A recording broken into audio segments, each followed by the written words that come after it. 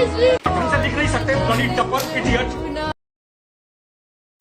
So hello guys, welcome back to my channel.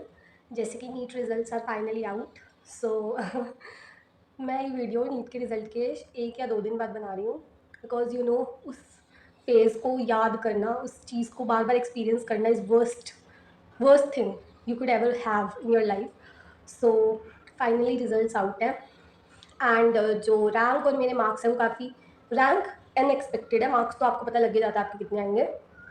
Rank थोड़ी सी unexpected है, because मेरे को ऐसा लगा था कि जिस टाइप का पेपर है, मतलब जो इतनी हाइप क्रिएट हुई थी कि फिजिक्स वॉज हार्ड और कट ऑफ ऐसे जाएगी वैसे जाएगी, वो जो जंप आया इट्स बिटवीन 450 एंड 500, उसके बीच में सब वापस से वैसे ही होगा जैसे पिछले सालों में होता था।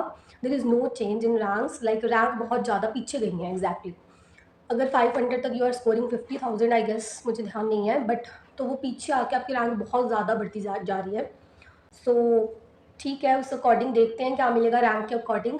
एमबीबीएस गवर्नमेंट तो मुझे लास्ट राउंड तक ट्राई करना पड़ेगा मिलता है या नहीं, but I will try straight round तक कुछ मिले। बट अब देखते हैं, next option is BMS, next option is BDS. ये थोड़ा बोलते हुए भी आई एम फीलिंग ऐसे, क्योंकि आप जब एक चीज़ को शुरू से सोचते हो, मतलब आप एक चीज़ के लिए आप शुरू से जब फैंटेसाइज होते हो कि भाई मुझे यही करना, वही लाइफ सोचते हो, वैसे ही लोगों को देखते हो, और एकदम से जब आपको कोई कहे एक पॉइंट पे आके कि now you have to change this thing, मतलब आपको दूसरे ऑप्शंस के बारे में भी थोड़ा सोचना पड़ेगा, तो एक ऐसा फीलिंग आती है कि भाई मैं पीछे जाऊँ और वो चीज़ें चेंज कर दूँ। मैं अपनी तैयारी में थोड़ा सा ये चेंज कर लेती, मैं ये ऐसे पढ़ लेती, मैंने ये गलतियाँ करी, मैं ये ना करती, ये ऐसे पढ़ लेती, ये थोड़ा सा इसमें इम्प्रूव कर लेती, थोड़े से इसमें मार्क्स आ जाते हैं, वो सब चीज़ें आपके दिमाग में चलती रहती है। और कॉन्स्टेंटली आपका माइंड आपको बार बार ये चीज़ बोलता है कि एक बार और या तो ट्राई कर ले, फिर आप एकदम से एक्साइटेड हो जाते हो कि हाँ मैं दोबारा से कर लेती हूँ, अब इस टाइम मैं ऐसे प्रिपेयर करूँगी, ये चीज़ें मैं स्टार्टिंग से ऐसे लेके चलूँगी। बट ये जो चीज़ है ना, ये आपको स्टार्टिंग में इसलिए फैंटेसाइज करती है, ये एक्साइट कर देती है, क्योंकि बहुत टाइम हो गया, अब आपने मतलब 1 महीना तो हो ही गया सबने पढ़ाई छोड़ी हुई को। तो जब हम इतने 1-2 महीने के बाद वापस से कोई पढ़ाई वाली चीज़ देखते हैं या फिर कोई भी ऐसी वीडियो देखते हैं, तो हमारे में भी एक एड्रेनलिन रश होता है, हमें ऐसा लगता है कि येस हम दोबारा से कर सकते हैं, हम दोबारा से ये चीज़ पढ़ लेंगे, इस बार मैं ऐसे करूँगी, इस बार मैं ऐसे प्रिपेयर कर लूँगी, ये गलतियाँ मैं इस बार नहीं करूँगी, सब हमारे दिमाग में ऑलरेडी प्रिपेयर हो जाता है। बट जब आप दोबारा से वो mid of August, mid of September, mid of October आते हो, यू आर हेयर, आप स्टार्ट यहाँ से करते हो, आप यहाँ आ जाते हो। ये चीज़ मैंने काफ़ी टाइम फ़ील की है कि स्टार्टिंग में हमें बहुत ज़्यादा एक्साइटमेंट होती है पढ़ने की दोबारा से, अगर कोई ड्रॉप ले रहा है तो, और फिर एक पॉइंट वापस आता है कि आप वापस से उस लूप में फँस जाते हो, आपका बहुत कुछ पेंडिंग रह जाता है, आपके बैकलॉग्स रह जाते हैं, आप फिर कवर अप नहीं कर पाते, आपको समझ नहीं आता, फिर वही लूप, फिर वापस से सब। तो वो सब चीज़ें वापस से फ्लैशबैक जब आता है ना आपके दिमाग में, तो आप एकदम पीछे कदम हटा लेते हो कि नहीं बाबा, अब दोबारा से नहीं। अगर आपका मन भी हो, मेरा काफ़ी टाइम मैं ये सोचती हूँ कि मेरे मन में भी काफ़ी टाइम बीच में आया था कि एक और ट्राई टाइप।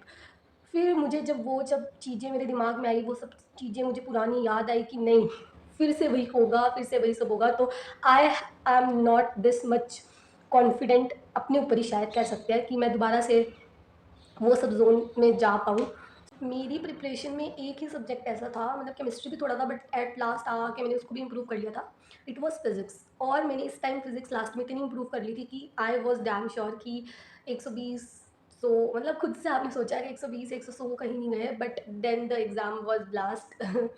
तो उसी कारण कई बार इस बार आई थॉट कि जैसा एग्ज़ाम का लेवल है, आई स्कोर्ड ठीक नंबर मुझे लग रहा था कि मेरे है, और इस अकॉर्डिंग रैंक भी ठीक है, नहीं तो सेकंड थर्ड राउंड तक तो जाके मुझे पक्का मिल ही जाएगा एमबीबीएस। बट अभी भी हो सकता है, नहीं शायद नहीं भी हो सकता, जिस टाइप की रैंक है। आई डोंट नो डेस्टिनी में क्या लिखा है, क्या नहीं लिखा, क्या होगा क्या नहीं होगा।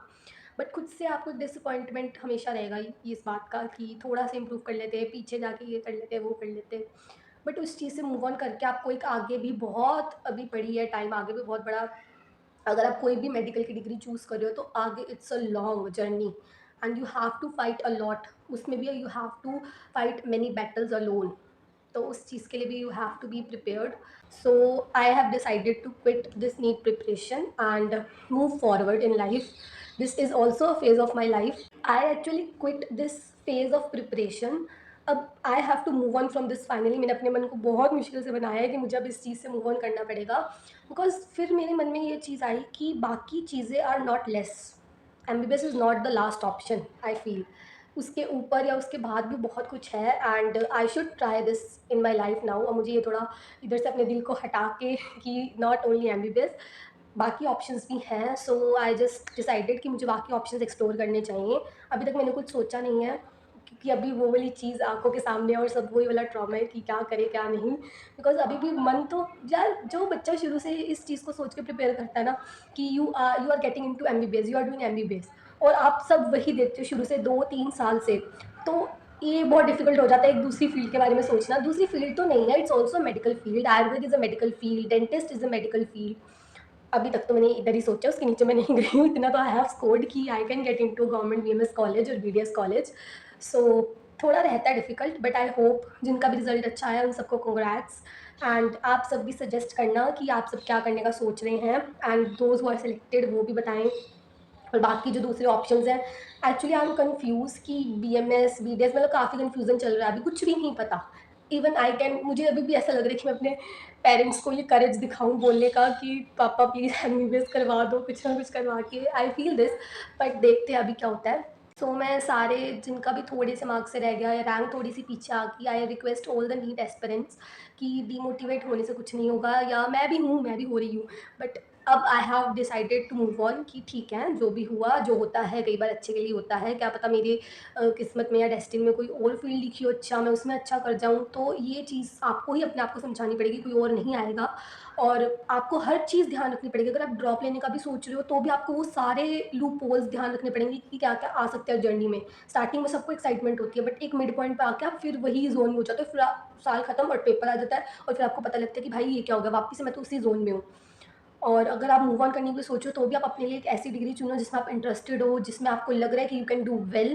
एंड बस यही कहना था अभी तो फ़िलहाल। बाकी जो मेरी ये जो 2 साल की जर्नी थी पूरी, वी विल डिस्कस अच्छे से एक स्टोरी टाइम बढ़िया सा, क्योंकि काफ़ी इंटरेस्टिंग स्टोरीज़ हैं वो भी, क्या-क्या हुआ, क्या-क्या नहीं हुआ। I have tried everything, I have tried offline coaching, I have tried online coaching, Aakash and all सब।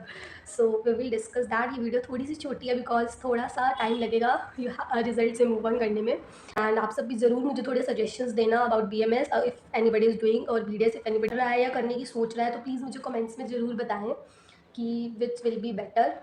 कि we will meet soon. So thank you guys.